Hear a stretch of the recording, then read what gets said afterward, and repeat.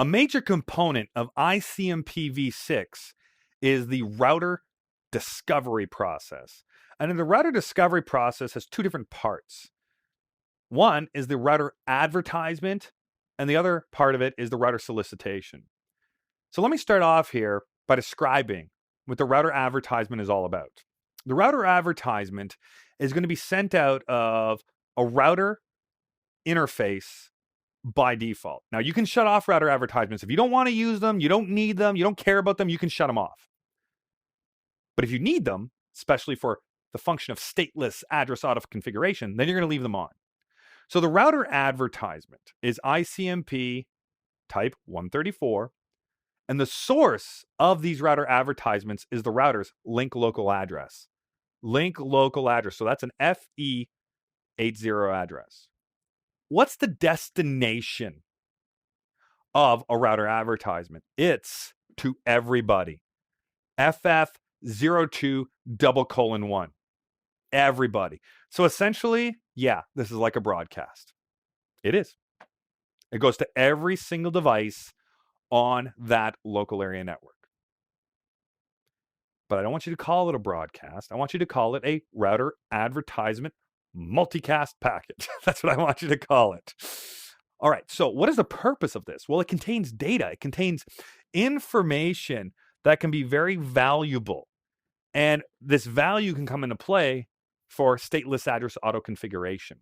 So stateless address auto-configuration is a feature that allows our end stations that are part of that local area network to automatically address themselves. That's right.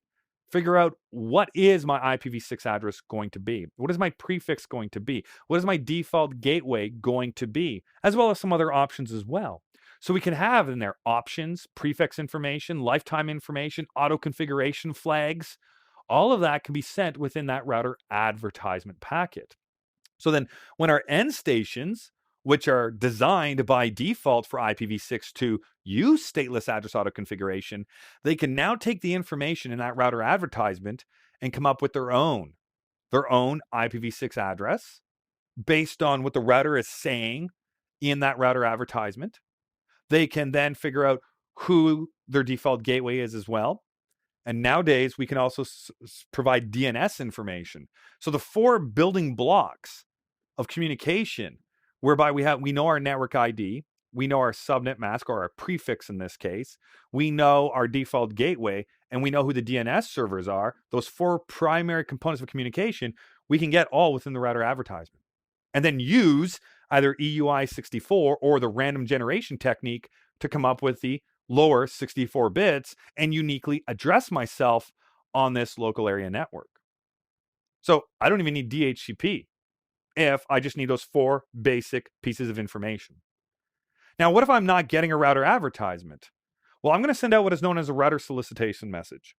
So the router solicitation message essentially comes from the end station as soon as it's enabled and it's up and operational. It says, hey, are there any routers out there? Hey, are there any routers out there? Hey, are there any routers out there? So it's an ICMP type message of 133. The source of it is unspecified because I don't know my addressing information anymore. So that's what :: is. Just means unspecified. I don't have an address. It's the all zeros address. But what's the destination? The destination is a very specific destination of FF02:2. This is known as the all routers multicast address. So only routers receive this information. Only routers care about this information. Other devices do not care at all. So I'm specifically trying to talk to my routers in that case. So in this example here, host A says, are there any routers? And the routers respond back with the router advertisement. So if you don't get a router advertisement, you're going to send out router solicitation messages. But a router is designed to, at very specific intervals, which you can change to send out the router advertisements consistently, so you don't have to ask. So why have this asking process? Well, it's all part of that whole stateless address auto-configuration feature. So we keep having router advertisements that come out of our routers. But what if we don't have these router advertisements? What if they didn't exist? What if we didn't want to use them? Well, then my client's designed, the OS is designed to ask, are there any routers out there? Are there any routers out there? Are there any routers out there? All right, so then after it doesn't receive a reply, it then says, I better start the DHCP process. So now I'm going to send out what is known as a DHCP solicit message, trying to find a DHCP server. So the clients are designed to first try and use stateless address auto configuration. If not, meaning they don't get a response back to their solicitation message, then they are just going to simply try and seek out a DHCP v6 server. And if they don't find a DHCP v6 server, then they're not going to have any global addressing. So this is a way that you can address all of your end stations, mobile end stations, stationary end stations, whatever it happens to be, without even needing a DHCP v6 server. So this is really going to assist us with mobility going forward, because you don't have to set up a DHCP server for basic connectivity for all those mobile clients that decide to roam around the world. Much simpler deployment of our networks and services that are required for communication. So here's an example of how you could set up stateless address auto configuration on a router interface. Remember, our end stations are designed automatically to use stateless address auto configuration. But here, if I want router A instead, let's say this interface, I want it to use stateless address auto configuration, then I can type in IPv6 address auto config. And by typing in auto config, I'm telling the router, go ahead and use router advertisements that come to you, and then automatically figure out what your address is. So the only way this would work on my router is if there's another router connected to that local area network that is providing addressing. So if that is the case, then yeah, it would work. But if it's the only router that is connected to the local area network, we're going to have to provide an address to that particular interface manually in order for stateless address auto configuration to work, because it is based on router advertisements, this stateless address auto configuration. So in default is allowing us to set up a default route as well if we need to in this case. Now, what I want you to realize though, and this is really important for stateless address auto configuration, is that the only way it works is that if you have an IP address on this interface and it's in a /64 network. Okay, that's a requirement. Stateless address auto configuration only works with /64 prefixes.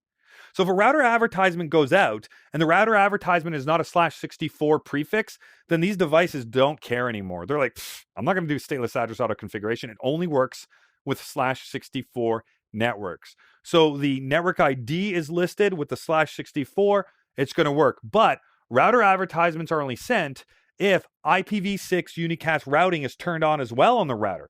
So if you don't have on your router IPv6 unicast-routing set up on that router, then stateless address auto configuration doesn't work either.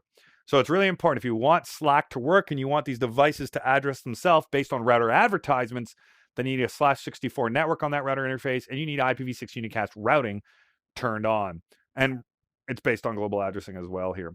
So my example is anyways. So when we have stateless address auto configuration on this interface, again, it's not for me to tell everybody about stateless address auto configuration. No, it's about me, the router, participating in stateless address auto configuration, whereby now I will statelessly address myself based on other router advertisements.